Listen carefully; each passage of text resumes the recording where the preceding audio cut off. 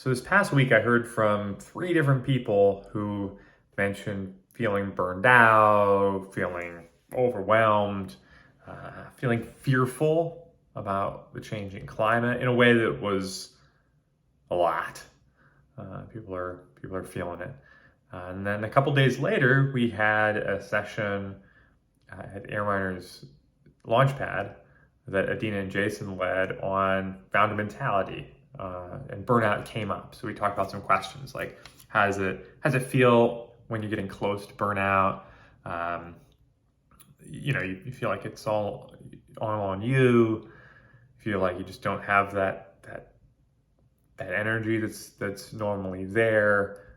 Somebody else mentioned kind of wanting to push away your friends and push away people you normally love spending time with.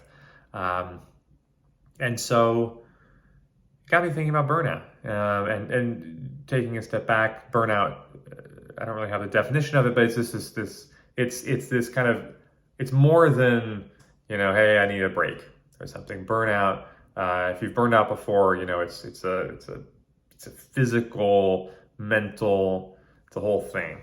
And it's not just, oh, I'll take a day off and things are fine. And so understanding and observing how you get closer to burnout, what it feels like when you're getting closer to burnout, seems really important. From talking with people this week, talking with founders, talking with members of Air Miners who are feeling in some way, feeling burned out or recounting their experiences or what things have been like, is valuable so that you can avoid getting burned out. That's the whole point of talking about this and understanding this better, is to, how do you acknowledge that it comes up, and how do we prevent it? The kind of final note on this that I want to share is just why is burnout especially important, or especially why is preventing burnout especially important in carbon removal? Because it's carbon removal is this funny thing it's when I think about the million-fold improvement in 28 years, getting to 10 gigatons of removal by 2050, 10 gigatons per year. It's this weird thing that's both extremely urgent, but also 28 years a long freaking way away. So you've got this thing that's like really daunting, but also really far away. And so, I was thinking about it as it's really this like long-term marathon that we're on together. And that's where burnout gets really expensive. It's basically, we have to be able to set up to, in a sense, this is like much more of a marathon. This is like, how do you run for 10 years? How do you just, and you don't sprint. That's the thing. You're not just all out running all the time. And the challenge there is that sometimes it feels like you need to, because these goals are so big, so urgent, so at times feeling just completely overwhelming. So some thoughts or tips or things that I've heard are helpful for burnout in my own experience, or hearing about experiences from others. Setting boundaries is important. Being able to say, okay, this is, I'm gonna not work at this time, or I'm gonna have some habits or some rituals that we do every week, no matter what. One of the ones we do at Air Miners is every Thursday we take half an hour and kind of start decompressing for the weekend. So the question is, what is on your mind for the rest of Thursday, for Friday, that you want to get done, or you want to have something happen to it, have it go away off your plate by Friday, so that then over the weekend you can really just let go. And so this is a ritual that I've been doing that for a long time now, years at this point, because just thinking about carbon removal, it is this really long-term goal. It's going to take a lot of steady progress, and times you're pushing, but never, but avoiding burning out is really important. Another piece comes back to why Air Miners exists, is you don't have to do this alone. Avoiding burnout, part of it is having other people that you can hand things off to.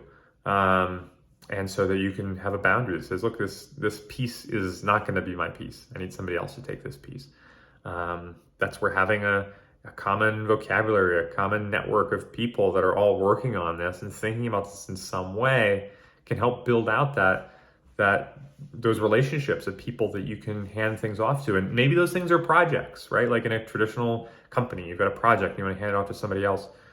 And so maybe you can hand something off to somebody else at Airmars as a project, but there's also emotion, there's also connections, there's also just having somebody else that you want to weigh in on things with and be able to hand off some of that fear or kind of vent and just share where things are at.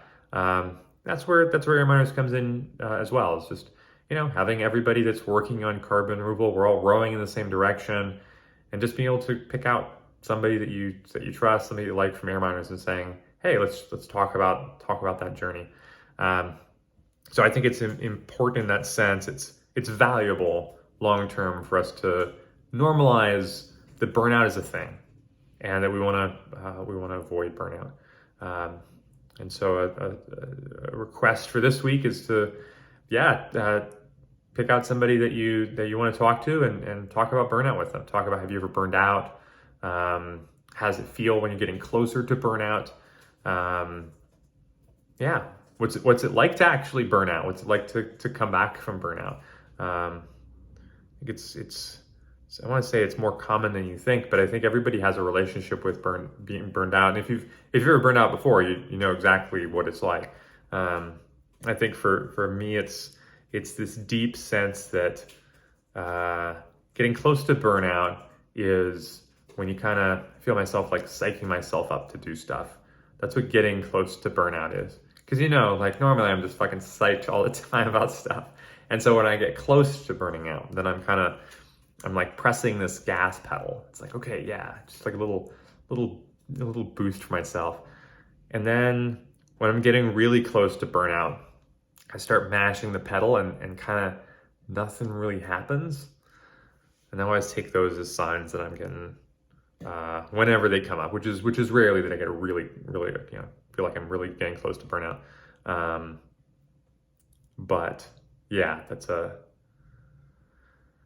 once you're burned out, it's a feeling you're like, okay, let's not go there again. So yeah, go have that conversation and let me know how it goes. Maybe you learned something. Maybe you heard something that surprised you. Maybe you heard something that totally aligned with thoughts you've had, but you never realized other people had them. And again, this is something that burnout is in every life, every industry, but in climate and carbon removal specifically, this 28-year 10 gigatons per year by 2050 thing is especially urgent and far away. And I think that's part of the reason that it makes it such a tangle.